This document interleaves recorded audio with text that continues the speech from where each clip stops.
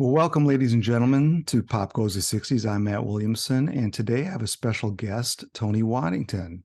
And he is a songwriter that goes way back. And Tony, we'll go over your resume momentarily here, but thank you for joining us today. I really appreciate it. Well, thank you. Now, Tony, let me just run down who you are and what your accomplishments have been. You've written songs for Tom Jones, Petula Clark, Brotherhood of Man. You had a #1 song with the Rubettes, Sugar Baby Love. Sugar Candy Kisses was a top 10 UK hit. Film scores of Muriel's Wedding, Resurrection Man, Breakfast on Pluto. Started your own record label in 1979, State Records. And you won the Ivor Novello Award for Songwriter of the Year. So that's pretty impressive. And you're probably one of the most decorated unknown songwriters around. I suppose I never really promoted myself in any way because it was just something I did from a teenager.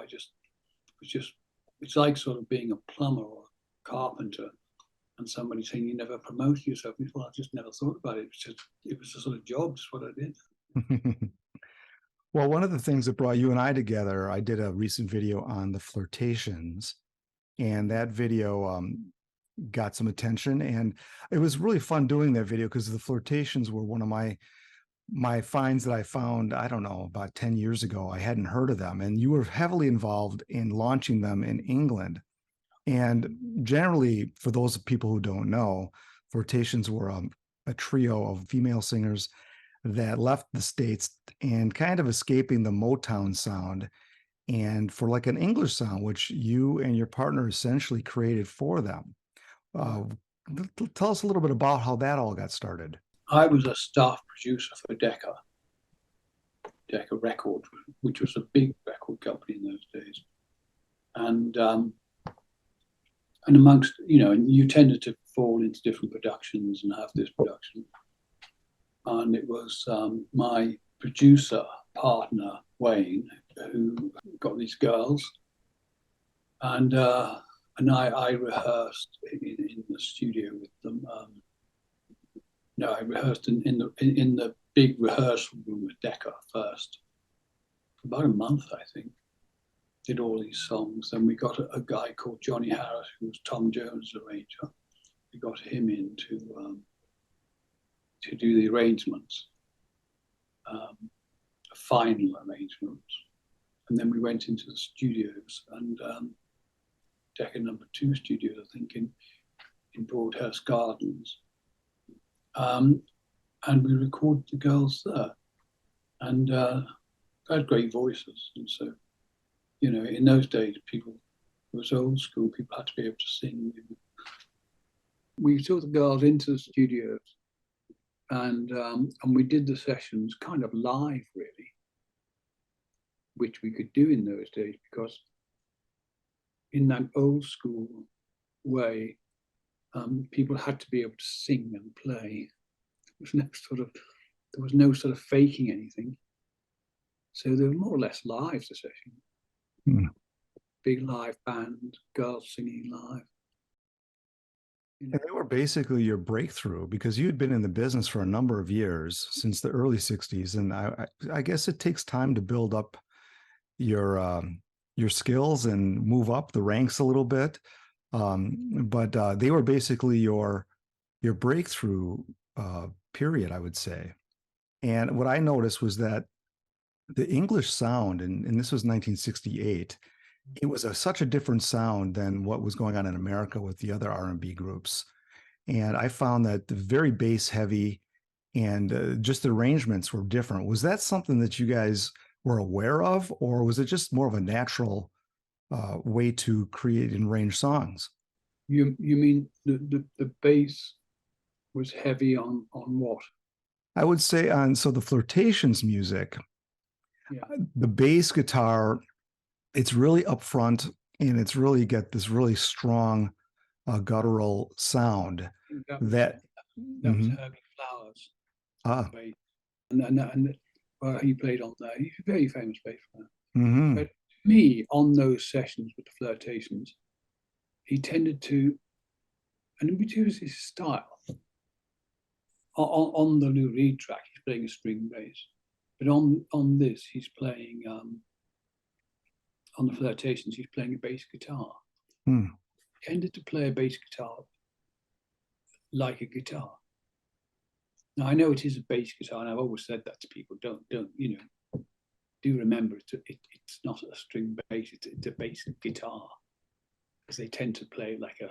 If you want back, go and get a string bass, right bass.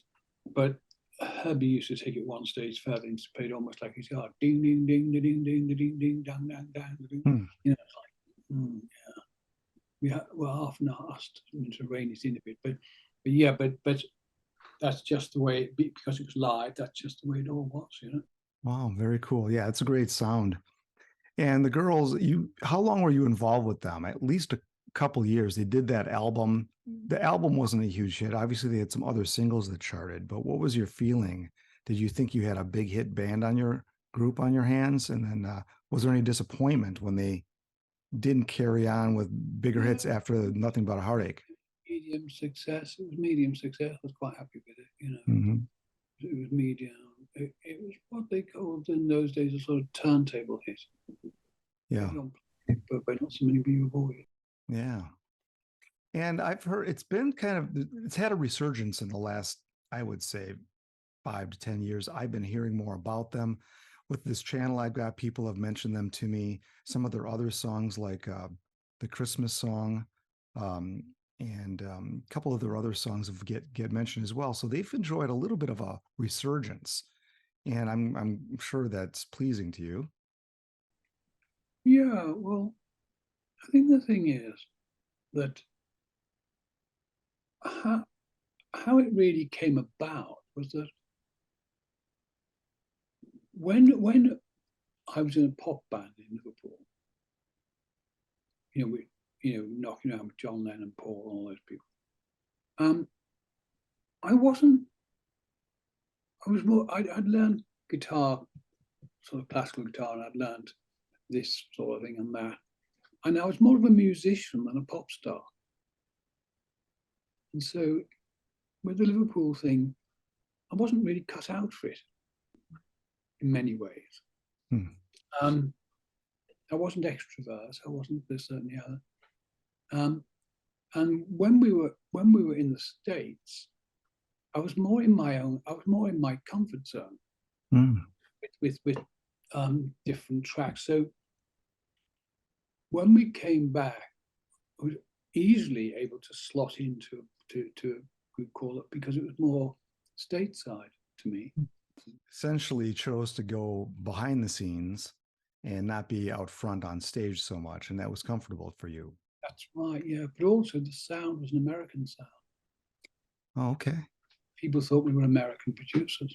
Ah, okay. I think the DJ here, Tony Blackburn, he said to me, he said, "Okay, I always thought you were American." Yeah. Which sort of, so a lot of the English bands were embracing that sort of English, where I wasn't so much. I don't know why. I just kind of, it just seemed to me a lot of the, which is probably obvious now when you listen to them, a lot of the tracks were, which was a Liverpool sound, were vibrant but amateurish. Well, let's talk a little bit about your Liverpool beginnings, because you had mentioned you came up with the Beatles, and this is pre-fame Beatles, and so you were in a band, just gigging around with like hundreds of other bands at the time. I know my viewers would be interested to understand, what was the vibe like in 61, 62, in that era? Was there a feeling of things kind of growing, or was it just slogging out through the clubs? How was it for you personally? There was no feeling then growing at all. And basically, Liverpool had been a wealthy port in Victorian days. By the time I came along, John Lennon and all these people came along, the trade had collapsed. The port had gone down like a souffle. There'd been Second World War. The country was bankrupt. at the end of the war, there was a baby boom. So there was twice as many kids in Liverpool and other ways players as well, and no business. Mm. So we played guitars because someone gave us a fiver to play or a tenner to play, and we were grateful because there was just simply no bloody money. Yeah. And none of us had any idea of fame at all. It was mainly Brian Epstein when he picked up the Beatles, when he saw the Beatles do, that he'd lived a life outside of Liverpool and knew what could be and what could be done. We Yeah. didn't understand the greater picture. Yeah, Epstein. I mean, if it wasn't for him, the Beatles never would have got out of Liverpool because there was no line to the next step. That's right. Beyond any shadow of a doubt, there. He was a nice guy, Brian. But beyond any doubt, if Brian had not discovered the Beatles, they'd have gone nowhere. Yeah, there really weren't bands. Like you had performers, but there weren't really groups. That's right. And so the thing is that prior to that, they all the bands played like a heavy beat style. Some of it, which was still around, it's more of a rock punk style, really, and not a sort of thing whereby not like a sort of singer saying, "Hey, baby, come and get it," that kind of thing. It was more like, "Come on, shake it up, baby, now, shake it up, baby, now, twist and shout." That's how everything was. And it seems like the dancing was a huge component in the clubs, and bands had to play music that people could dance to, and it seemed like it was always lots of energy.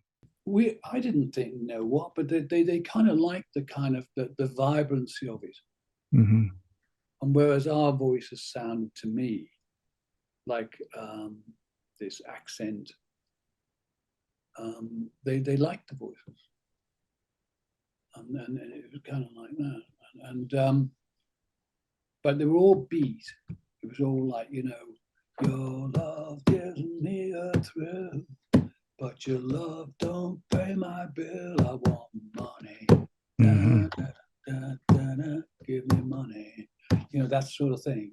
And so I remember sitting in a flat late night one night with our manager, who was a friend of Brian Epstein. And that was Joe Flannery? That's right, yeah. We all knew each other. So, and Joe came around with Paul, which was not that unusual, that sort of thing. And Paul said, "We've just made this record." It was about 1 a.m. So we've just made this record with EMI, this demo. And one of the big old-fashioned record players put it on. And I remember thinking, I didn't say anything, but I remember thinking, God, it's awful. It's like, love me do. You know I love you. Because I thought it was going to be sort of like, as I say, something, come on, shake it up, baby, now, shake it up. Or at least something of that tempo, that kind of thing. Mm-hmm. Because you knew the Beatles and you knew what they played. What? You knew the Beatles and you knew what they played in their shows, so that surprised you that it was such a harmonica R&B song. You get like the Flirtations, nothing but a honey every day. That was our sort of thing. That's all the audience liked. That's what we played in Germany, all that sort of thing. So for me to hear do do do do do and I didn't say anything, but and so it was weird to me. So what Brian had done really effectively was get them to change their outfits from leather jackets and things like that. Mm-hmm. Change them to sort of like pretty boy sort of suits, mm-hmm. and be more polite. Yeah. Now Whereas normally it would have been like a cigarette on stage. We used to put them in little bits on the strings on the ends of the guitars. Cigarettes, and then like a bottle of Coca-Cola, like sweaty club. Mm-hmm. No thought of fame. Hmm. And so Brian sort of sanitized. He should have made them into this pretty boy band. Yeah. To sell them, to get them sold. Yeah. Right. And very successful it was. So you could say that kind of destroyed them, or you can say it made them, depending on your point of view. Now, you mentioned the Beatles were wearing the leather outfits and stuff. Did the Beatles have a reputation amongst other bands as being difficult? Or, I mean, I know they had some difficulty, or club owners had some difficulty with them because they were kind of full of themselves. But did they have a reputation among the other bands? No, I used to chat to John and borrow his guitar sometimes. He'd borrow our drums, something like that. No. But I know that I remember going for their first gig. John Paul probably don't know this, but with Stu Sutcliffe when he was in the band. I remember going for their first gig on the Cavern. It was lunchtime, and I went with Stu, and we talked to the owner of Ray McFall and the Cavern, or at least the person who was running it. And he said, "I believe you cause trouble wherever you go." And there was some truth in that. It wasn't that it caused trouble, but the guys in the town were very rough. We often had to beat a hasty retreat out the bloody back door into the van. Mm. Yeah, I've heard about jealous boyfriends and getting the eyes of the, not liking the girls looking at the band and things like that. I guess it was a real thing. Yeah, absolutely. And they used to throw coins at us. Mm. I just fight them with this hey guitar, ding, and so it was it throw things at you as you play. So it's quite tricky. Well, So mhm. that's where the trouble came in. I was glad to hear you mention Stuart Sutcliffe. Now that we look back on that period, and he was this guy that was the real, seemingly the artistic looking one in the band. Did he? How was he? He also seemed, from what I understand, was a quiet guy. But any more information you can give us on Stuart, and are there any other conversations you had with him? No, he was an art student, really. And he's more interested in art than he was in playing the bass guitar. I think he was sort of talked into playing the bass guitar by John. I think he'd play a little bit. And I think he had enough money to buy a bass guitar. And it's like it's kind of like that. John was at Liverpool College of Art at the time, so was Stu, and I was just about to go there. I was sort of prepping up to go there, but I played in bands and got carried away elsewhere. Circumstance took me elsewhere.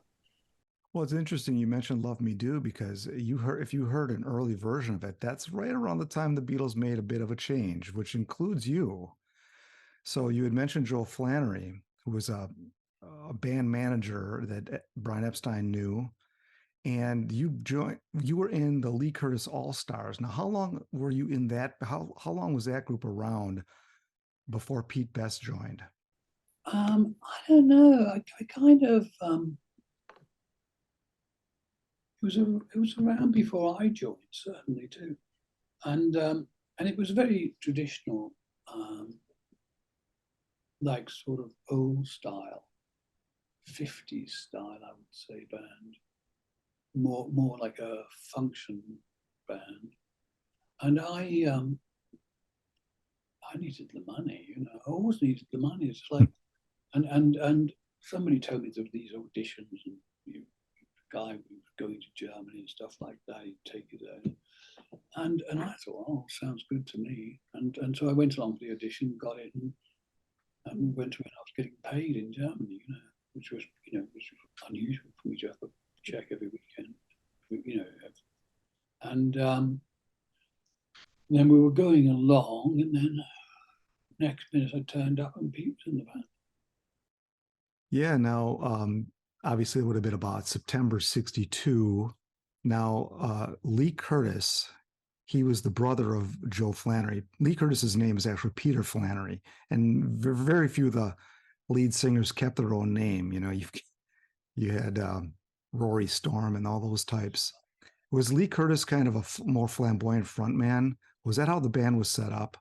Yeah, yeah, he was. Yeah, he was actually a great guy, but he was one of those great kind.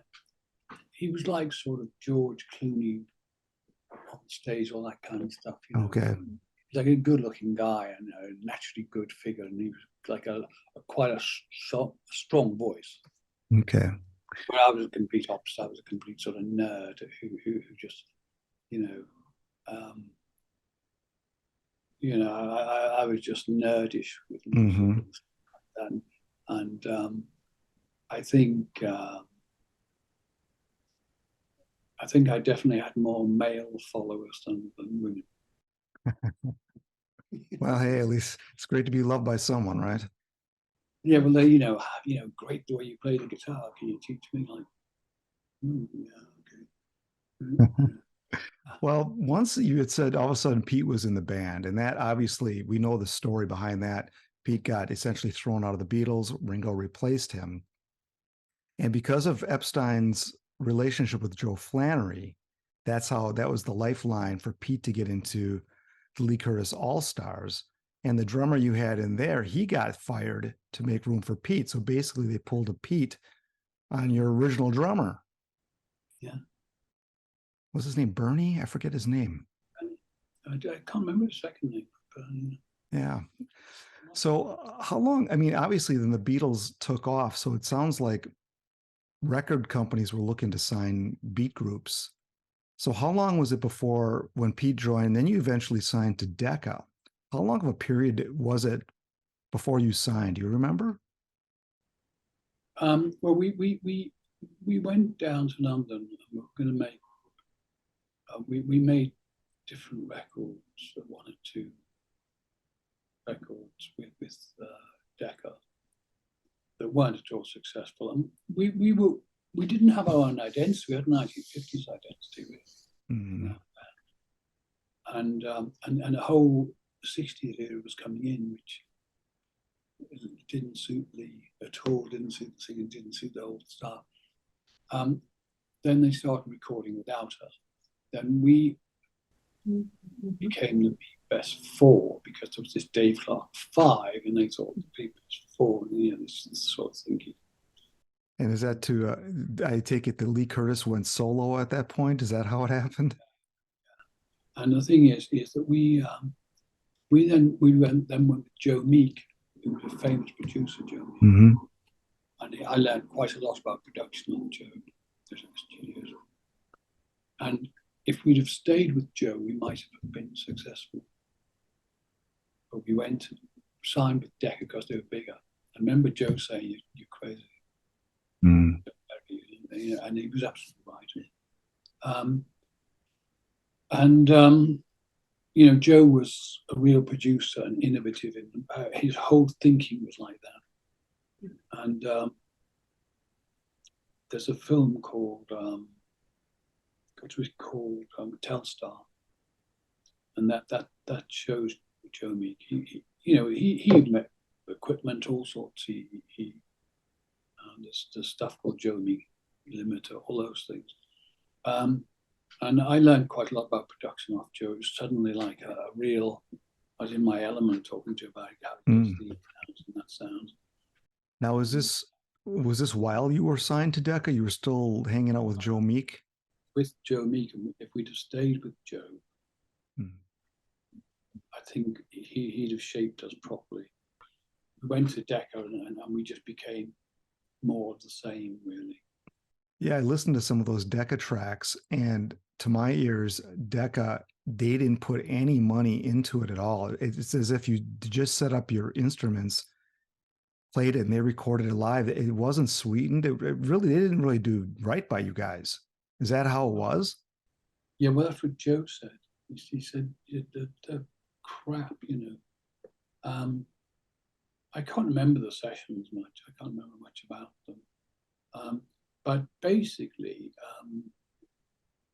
The band was flawed because we were still addressing another era. So the whole era had changed.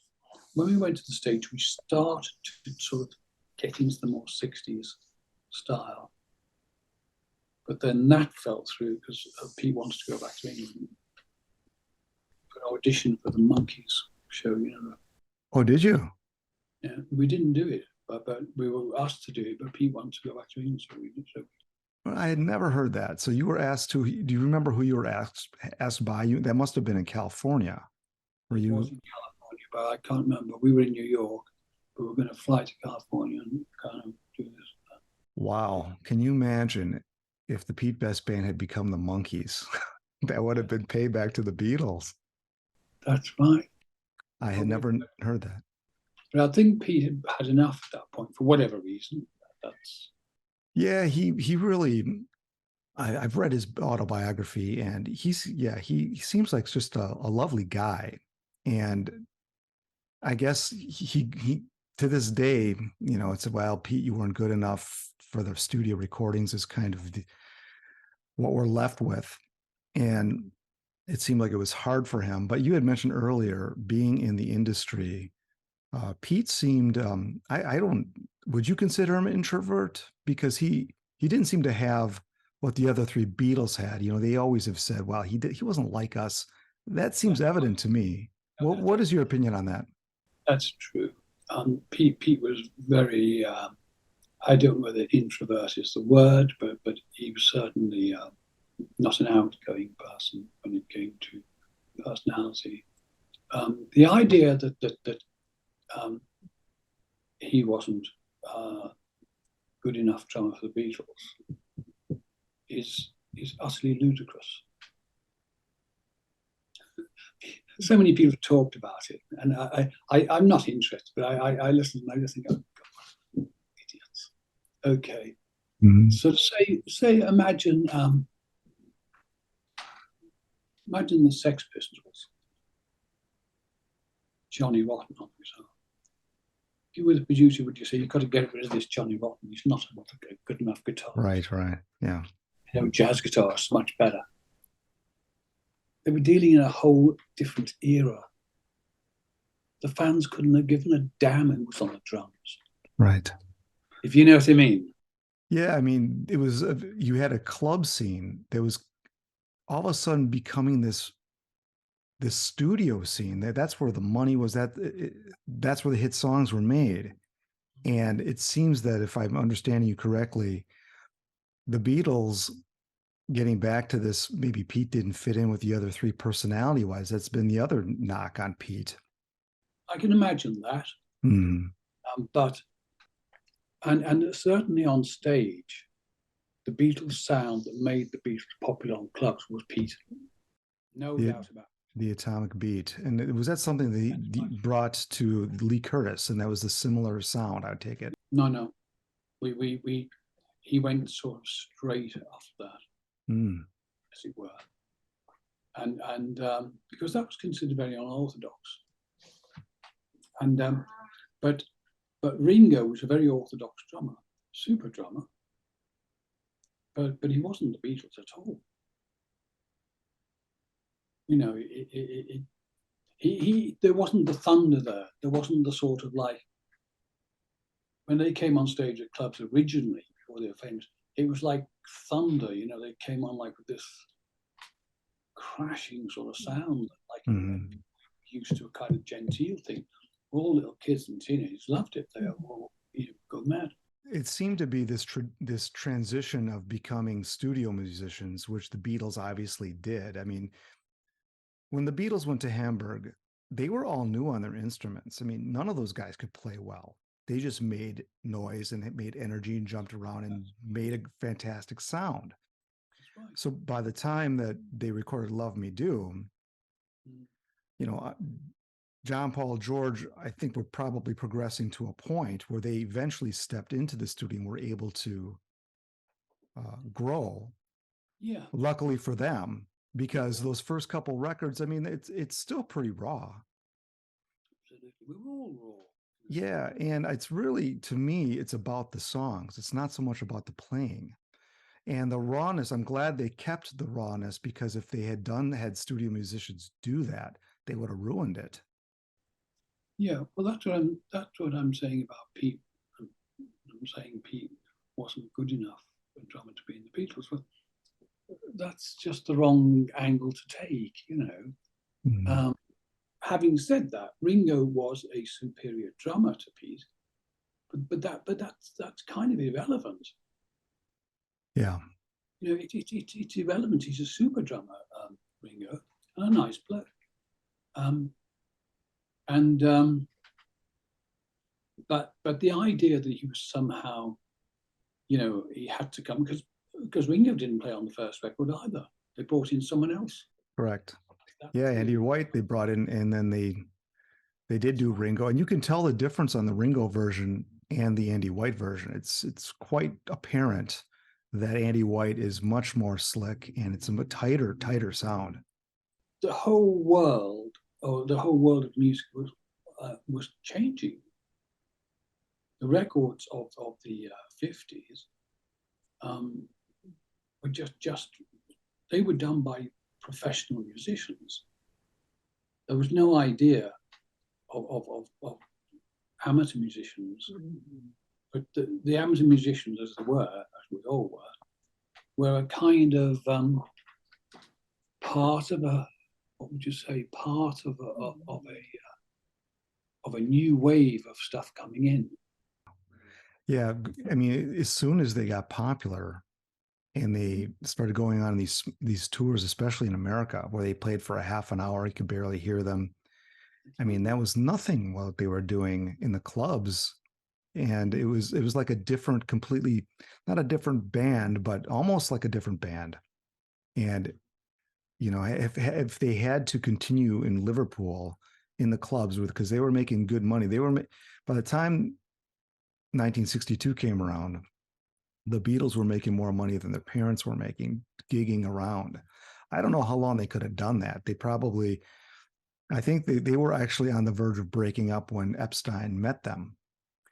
But it's, you know, like you said, it was changing, and it changed in a very big way. And for whatever reason, Pete didn't get carried on that wave. That's And right. and when you guys eventually, it seemed like the Pete Best four and the Pete Best combo, as it became, when you added a fifth guy, was most of your gigging, was it most of your work in the States and in Canada? Yeah, and Hamburg and places like that. Hmm. But yeah, and this country. Um, and but what I'm really saying is that it was the beginning of a new era. That's why the Beatles were so phenomenal. It was a social era. The whole thing was changing. It was the end of the Victorian age, basically, and the end of the smooth singer age. Kids, you know, the teenager was coming into their own right. The teenager had been invented in the 1950s. That was the birth of the teenager. Prior to that, there were no such thing as teenagers. You know, people had to work for a while, and then they became middle-aged and they had money. Yeah. Then they bought records, they bought. Yeah, never really thought of that either. Yeah, in the 50s was kind of all of a sudden, you know, the baby boom, then teenagers became a word. I wonder if that word was even around before that. Became a market. Hmm. And so, but those teenagers lived through a Victoriana, where everything was very, very strict. America too. And in 1960, they relaxed all those Victorian rules. So there's a lot more sort of people could freedom, you know, do. And the Beatles were right on that pivotal part, you know. Hmm. And certain people could see that, and certain people couldn't. I think Brian had been to RADA, Brian Epstein, and so he'd seen like more different scenarios and ways of life, and you know, different stuff like that. Hmm. I didn't really get it either. I have to say, I was more retro, sort of 50s style, still am to an extent. Hmm. Um, and as I say, I was never that extrovert, but it was difficult to say how bloody poor we all were. the whole place had been bombed to hell. Yeah. I mean, you've got kids playing in rough areas in the town part where the bombs hit around the docks. You look at 1960s Liverpool slums. You see kids, little girls in bare feet on like lots of bricks from the bombs and all that. They look quite happy. You know what I mean? But it was that sort of. I'm always struck by how happy they look, but they got no shoes on and things, and we had that sort of poverty. We were never starving. We were okay, but we never had that extra bit of money to get out or go somewhere. We walked everywhere. We did all that kind of thing.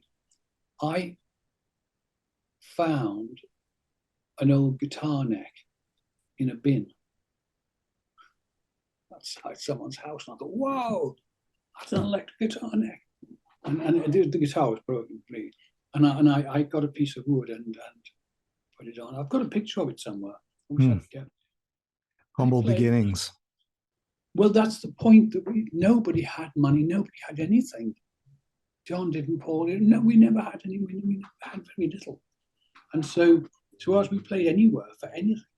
Mm-hmm. We're just quite happy to play anywhere for anything. Well, let me ask you about Liverpool, because being born and bred there, what I'm starting to understand is how different Liverpool was from like many of the other cities in England. But one of the things I had heard about Liverpool in the 64, 65 period after the Beatles hit it big and they left Liverpool, and that the Beatles were hated in Liverpool. Can you give me any background on why that would be? Was there some kind of resentment for them leaving their hometown and maybe not really coming back? What was that like? Well, I'd also left, but the thing is that I can understand that, but there's a lack of understanding from the people who thought like that.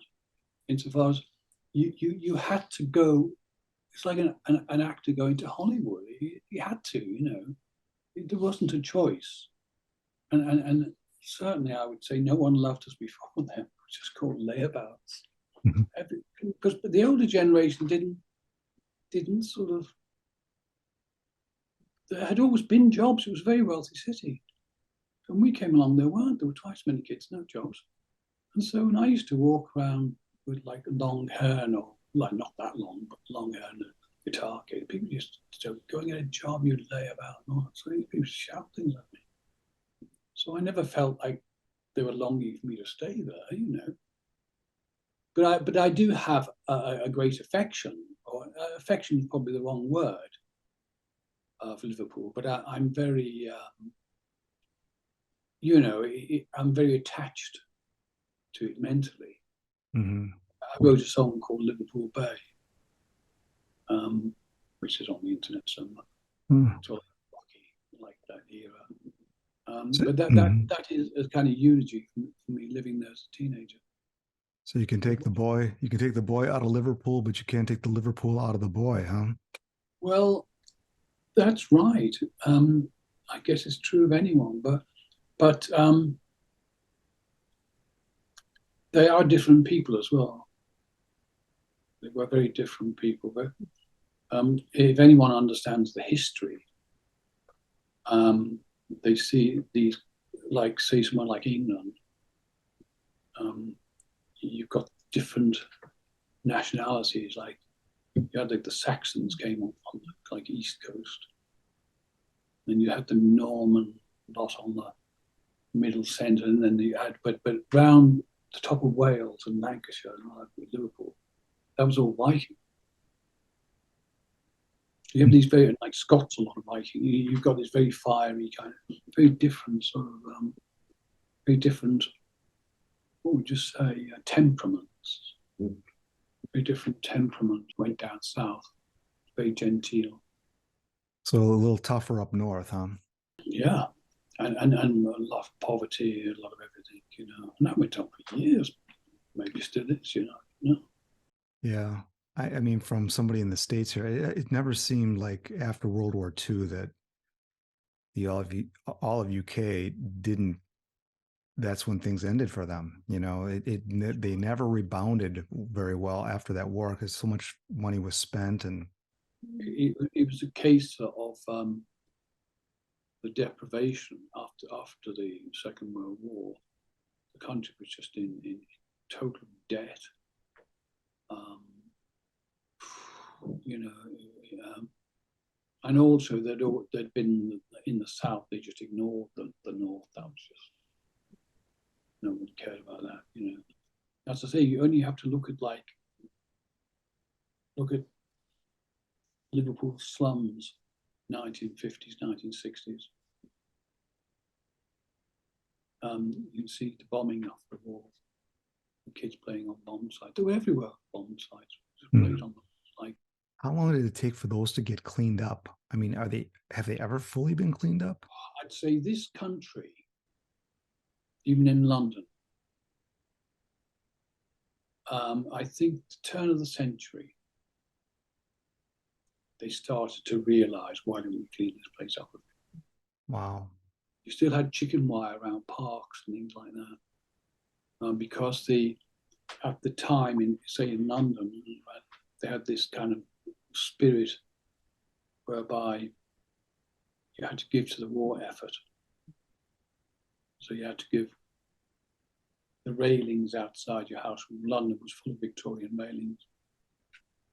And of course, the idea behind this was, if you were the one house that didn't give your railings because you liked them, then you were somehow in league with the Nazis, you know. This was a sort of, you know, anyway, but the thing was, though, that the railings were, iron railings were used for armaments. Oh, really? They threw them all in the Thames estuary. And so when people remembered London before the 1940s, it looked naked to them after the 1940s because there were all railings and all gone. Wow. And it took years and it turned the century before people started putting those railings back again. Wow. And getting, like, they take from parks, you got chicken wire. And half, it was chaotic, really, you know, you think about it. As a kid, I never really understood it, of course, until I got older. Never understood what was what about anything, really. And so, to me, playing in pop band was just a lifeline to making some money. All right, Tony. Well, I really appreciate you taking the time to sit with me here, and maybe we can talk again sometime. Yeah. No, it's been fun. All right, Tony. Well, thanks again. I appreciate it. And ladies and gentlemen, thank you for watching Pop Goes the 60s.